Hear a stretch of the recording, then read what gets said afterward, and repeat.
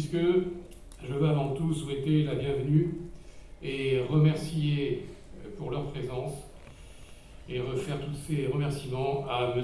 Laurent Dillinger, adjoint en mairie, délégué à la santé publique, représentant Mme Sophie Joissa, maire de la ville d'Aix-en-Provence, messieurs Sun Liao et Chen Fei, secrétaire du service scientifique de l'ambassade de Chine à Paris, Madame Catherine Wu, qui dirige le Centre de recherche de médecine chinoise et la Revue mondiale de médecine chinoise en langue française, en collaboration avec la WFCMS. Également Madame Angelina Cai, qui est d'une grande aide à nos côtés. Je voudrais remercier aussi Monsieur Albert DeVos, qui représente le président de l'ETCMA, l'organisation européenne dont nous sommes membres, Monsieur Yair Maïmon. Également le docteur Jean-Loup Mouisset, oncologue et fondateur des centres ressources. Mesdames, Messieurs les présidents et représentants d'organisations professionnelles, Mesdames et Messieurs les directeurs d'organismes de formation, chers consoeurs, chers confrères, et à vous toutes et tous, je voudrais aussi vous remercier d'être présents ce matin pour l'ouverture de ce 11e congrès de la CFMTC. PSNC. PSNC, pratique de soins non conventionnels de santé. C'est la dernière appellation donnée par nos ministères à diverses pratiques de soins, de bien-être et autres, et qui ne sont pas réglementées. L'acupuncture est mise à part car il existe des diplômes nationaux, et ces textes ne parlent pas de médecine traditionnelle chinoise. Ouf. L'acupuncture est mise à part aussi parce que l'ordre des médecins vient de reconnaître que ça n'était pas une pseudo-médecine, tout comme l'ostéopathie, au vu des preuves scientifiques qu'elles apportent. Et posons-nous la question de savoir pourquoi nous, praticiens de médecine traditionnelle, ne sommes jamais cités. Ne pensez pas qu'ils ne nous connaissent pas. Ils savent que nous apportons déjà une réponse au phénomène croissant de désertification d'offres de soins avec nos 8 à 10 000 praticiens en France. Ils savent que nous avons l'appui de l'ETCMA, c'est-à-dire de plus de 50 000 praticiens et de leurs représentants. Je veux dire par là la reconnaissance sur un pied d'égalité totale des organisations professionnelles de, et je cite par ordre alphabétique, l'Allemagne, l'Autriche, la Belgique, le Danemark, l'Espagne, la Finlande, la Grèce, l'Italie, l'Irlande, l'Islande, Israël, la Norvège, les Pays-Bas, le Portugal, la Pologne, la Roumanie, le Royaume-Uni, la Slovénie, la Suède, la Suisse, la République tchèque. Mais ce n'est pas tout. Notre référentiel professionnel a été réalisé avec la collaboration de l'Ordre des acupuncteurs du Québec. Nous avons fait des actions communes avec les organisations professionnelles des États-Unis, de l'Australie, de la Nouvelle-Zélande, et j'en passe. Nous avons aidé l'OMS à la réalisation de la CIB 11, la classification internationale des maladies concernant la médecine chinoise.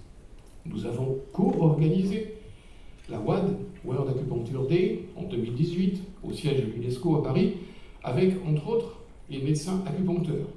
Et je souligne la présence, ici notamment, des docteurs Denis Collin et Pascal Beaufreton, avec qui nous avons travaillé à l'époque. Aujourd'hui, l'ambassade de Chine est à nos côtés et nous sommes membres des deux grandes organisations chinoises, la WFCMS et la WAFAS. Ne l'oublions pas, les hôpitaux, ici, en France, les hôpitaux ouvrent des unités de soins en médecine chinoise avec des praticiens non médecins et rémunérés pour leurs compétences. Alors, reconnus ? Oui, nous le sommes. Nous sommes reconnus par nos pairs et par tous les professionnels de santé de médecine chinoise. C'est un fait, et cela en toute réciprocité de notre part. Il reste que notre pays doit maintenant agir en ce sens. Au mois de mai, il a été créé une commission ministérielle pour l'étude de la réglementation des PSNC, ces fameuses pratiques de soins. Avec l'aide de la Miviludes, cette commission doit faire le tri.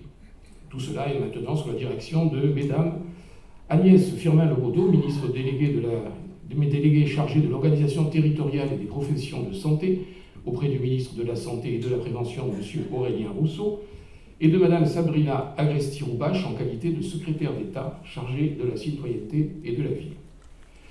Je veux affirmer haut et fort que je suis entièrement d'accord avec les ministres dans leur volonté de réglementation.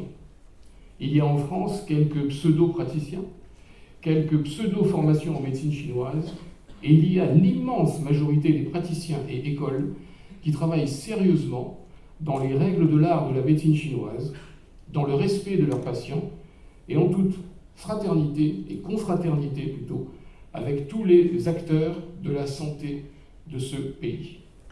Oui, il faut faire la lumière, et pourquoi pas le dire, le tri, pour arriver enfin à une réglementation sérieuse.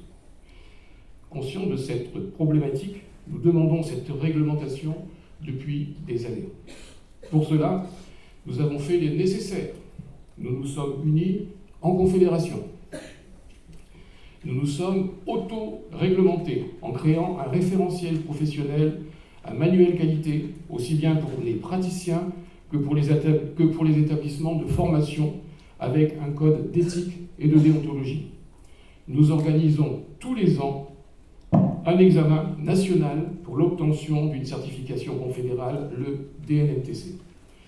Nous avons un congrès national ici même, c'est, je le rappelle, le premier congrès de médecine chinoise en France et de très loin.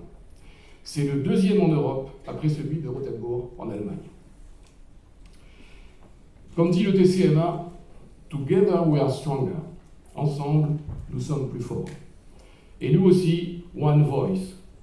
Nous parlons d'une seule voix. C'est pourquoi nous sommes prêts.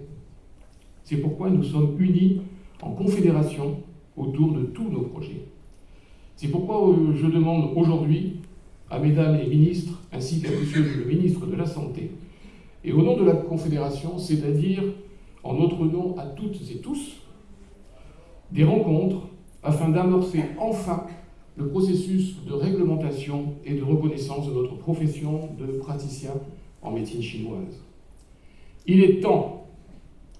Nous sommes ici par la volonté de nos patients et nous ne sortirons pas du paysage franché. Qu'on se le dise. Merci.